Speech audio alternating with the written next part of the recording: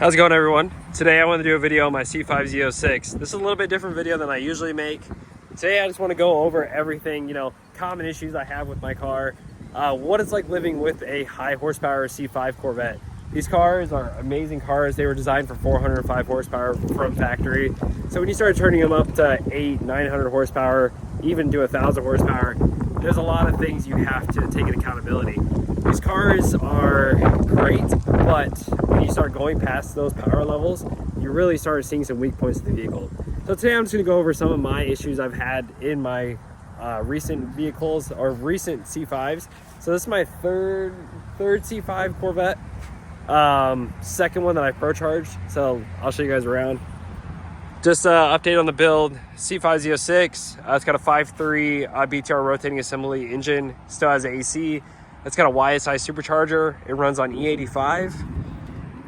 We have the secondary belt drive system from A&A Corvette. So the common issues with these cars that I know of, I've been around the forums for about 4 years on these, 4 or 5 years. Common issues on these cars are the ABS modules. I have not ran into that one yet, where it gives you an issue not reading the ABS module, like there's a little board in there that will go bad.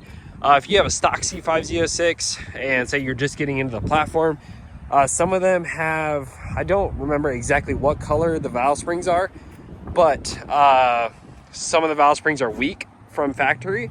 So if you have those valve springs, I think they're blue, or yellow, then you're going to want to get those replaced out. Even with stock ones, even if you're not going for horsepower or anything like that, you want to get that replaced.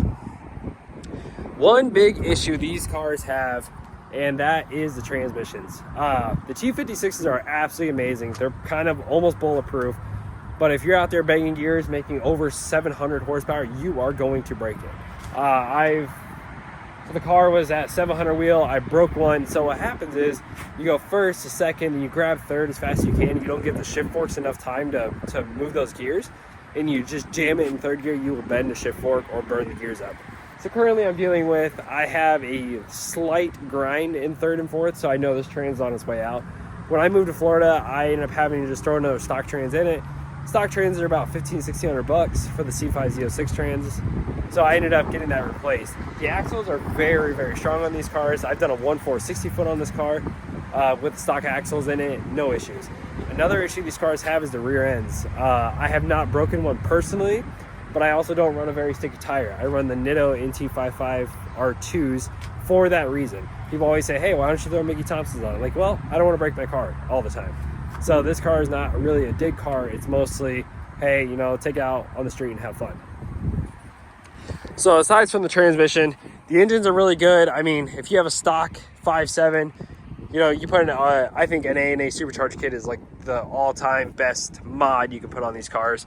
I would highly recommend, just upgrade the valve springs and then put a supercharger on it. You're gonna want to keep it around the 600, 650 to keep it safe. Keep the timing low. Don't go crazy because you will crack. I've cracked a piston ring on these things, and that is not fun. So that's why we ended up building my 5.7 before, but I ended up hurting the engine and flexing the crank out of it, but that was my own fault for going over 850, 900 on the stock crank. So another issue I have with my car, and that's because I've kind of taken it to like other levels here, it doesn't love traffic that much. It does well with the clutch and all that stuff, but just temperature wise, I mean, the supercharger just brings up so much heat. It's good, it's decent on the highway. One thing I don't recommend doing personally is doing this front where you cut out the inside for the intercooler. These cars are meant to bottom feed. They are meant to breathe from the bottom. They don't like the AC. My car does not like the AC run. It usually starts getting pretty warm. I mean, I've let it get up to like 220. I think I have an issue with the fans, maybe, but I've tested them. They seem okay. I'm not really sure. So the biggest weak point on these cars, like, you're not getting in a brand new car and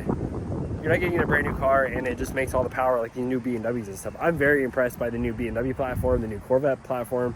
Not really the C8s, but the C7s. I mean, I have a friend that has an automatic C7. That thing is awesome.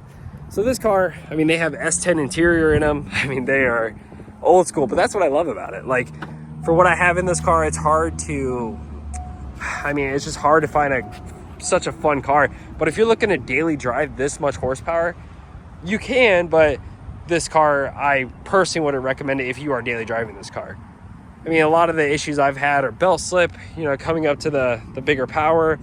You know, the headers get warm on your feet. You can feel it. The C5s don't have much insulation in them at all because they are more of your track car base.